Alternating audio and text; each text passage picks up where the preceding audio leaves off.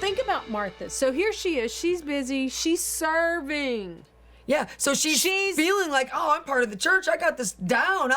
I'm in it. She's doing She's a Copeland. She's doing my former version. Copelands are great. We're not bad. Yeah, right. And you're not bad either. Yeah, right. But she was doing my former, and I'm talking about me. I'm not talking about anybody else. And I'm only talking about you two. Thank you. I'm not talking about anybody else. I know. Okay.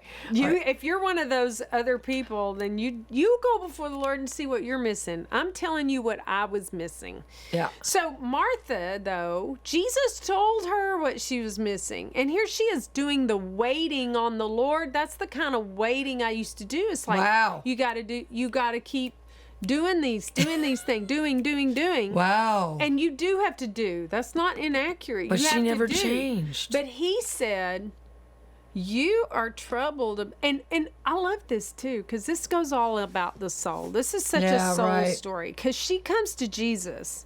And I didn't understand any of this till the Lord started breaking it down in me. And she says, so I thought, Martha is passive aggressive. Seriously. Aren't you going to correct my sister? Martha is not a personality. This is not a personality question. I mean, there may be some gifting things in it, but you can be a doer and a server and all that and still do that under Jesus and under his guidance. But Martha says to him, Jesus, she was not under him. She was ordering him. She said, aren't you going to Jesus, make my sister. Whoa. How many prayers have you prayed like that? Because the Lord really got me on that one. Make my sister, my brother, my husband, my children do this. What I want them to do. Yes. Because I think that's the way it should be. And so she says, what can Jesus do with that? And one day the Lord said to me in one of my times with him, several years later, he said, Martha could have asked me to help her. She never asked for help. She wanted him to help everybody else. She wanted him to make everybody else help her. So she wasn't even acknowledging what was going on in herself. No, and he said, Martha, Martha. Wow, this is beautiful. You're worried about many things. Wow. In other words, you are bothered by so much more than all of this. Oh. You're trying to be it perfect sometimes, not because of all of this, and not because of even serving the kingdom, but sometimes when we want it to be so perfect, it's because of this. It's because there's something in us that needs everybody to think we're the great server, or we're the great Christian, or we're the great minister, or whatever, mom, dad, whatever you need acknowledgement for. Stop and look there. That's a good place to look for hers. Well, if you think about it, that could be part of the dynamic of that, because she came and, make my sister do this. While she's telling him, correct my sister, she's also pointing out to herself all the things she's doing to serve Jesus. Look, Lord, what I'm doing Look for at me. you. Yeah. Sounds kind of like the prodigal son's brother. My gosh. So there's a man and a woman story about that. Yeah. But anyway, but he says to her, she's chosen. This burned her chaff, because Jesus says, no, Mary's chosen. Because really what Martha was asking Jesus to do was take away what Mary had chosen. Which was worship. Which was his face. Yeah. His mouth, what he's saying. Yeah. She was listening to him. She's listening, and she's at his feet. She had a great study going on of his. She was always at his feet. Yeah. Always. I didn't even tell you this. What? I had an ectono meeting with the Lord. But this is the way it happened. I'm just learning this stuff, so you have to excuse me. I'm so new at this. But I've been really digging into what you teach about that. And the Lord, the other day I was in worship with him, learning to wait on him. And he said to me, wait like Mary. Yeah. And I saw, not like I was there, but I saw through my imagination and my heart, I saw her from her position, sitting at his feet, looking at his unscarred feet, listening to his words, looking in his eyes. Now, when someone tells you something and you're listening to them and you're also looking at their face, it's not they're over here, the veil is removed. Jesus has been talking to you. Yeah. But when you look at his face, when you just turn to him, that's all we have to do. That's what the Bible word says. says. Turn to him and the veil And is the veil removed. will be You don't have to removed. rip the veil. Right. You Yeah. don't. You just look face good. to face. Good. And the light It's good. is found It's good. in his face. That's what the next chapter in the word says. Yeah. The light shining in his face, that's our treasure. So she had a treasure. She's looking at him. And then I went from there to at the Lazarus. Yeah. And so Martha, it says, I never saw this until the Lord showed it to me. So Martha, everybody talks about how great it was that Mary went out to meet him and she just ran to the master. But let's back that up a little bit. All right. Let's act Tano that one a little bit. I mean, the Mike Tano experience was I went from Lazarus, she's crumpled at his feet, and then to pouring her treasure, her literal on him, her literal money treasure, right, on his feet. Yeah, and then part of preparing his feet. Well, part of staring at his feet on the cross might have been right at eye level. Right. Wow. Looking at those precious feet. Man. She's looked at many Carrying times. the good news. And then preparing his body's feet. Wow. And even the Lord said, this is what the Lord said to me about that. He said, to honor me, because they're preparing his body, right? Yeah. He said, she looked at my feet.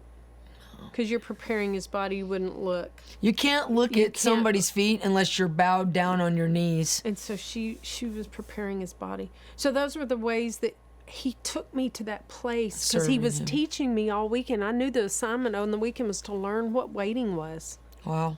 Waiting. It's expectant. Yeah. It's looking at his face. It's waiting, not like a pregnancy, not waiting because nothing's happening. You're waiting because everything's happening. Because you know it's happening. It's happening in here. Yeah. And so Martha, though, she didn't have that. No. So Martha finds out he's finally come. You can imagine, I sent for you days ago. That's going on in her head. She gets out there and she says essentially the same thing as Martha. I meant Mary. Yeah, right. But I can see Martha, knowing what we know about her, knowing that type of soul issue, hand on the hip. Well, if you'd have been here, my brother wouldn't have died. Yep. And what did he say to her? I'm here. I am the resurrection. I'm and the life. resurrection. Yep. What was he saying? I'm here. Do you believe this? You know what? She gives the best. She gives the biblical answer. She gives the best confession answer I've ever heard. Yeah, right. I believe that. I believe blah, blah, On blah, the last blah, blah, day, blah, he blah. will rise Yeah. up. That's what she But believed. she was in that box. Yes. That's all she could believe. And, Right. you know, even now, that is where many Christians can only believe for resurrection later. Because Yeah, right. it's too big for them to Yeah, believe for right. it right in the moment. Exactly. I'm just saying. That's exactly. So here she says that. Then he says, I'm here. In other words, and the Passion says it this way, I'm here to do that for you. Yeah. Do you believe this? Right, and I'm ready to do it now. Now. Not when in the last days when And the you know trumpet what sounds. she says? She says something like, he says, do you believe? Oh, Lord, I believe. I have always believed in you. You know that. I've been in every meeting you ever preached. I believe you. She turned around, Katie. He never got in another word. This is also what we do to Jesus. We say, I want this, this, this. Lord, can I have this, this, this? And pray, pray, pray. And we turn right around and we leave. We never give him time to answer. The worshipers have more of a space for him to come back and to say something back to them about what the answer might entail. Yeah, she wouldn't have been in that box if she would have been more on her face or in a position of worship. Yeah, because she wasn't in the box of listening. Yeah. You know what she did?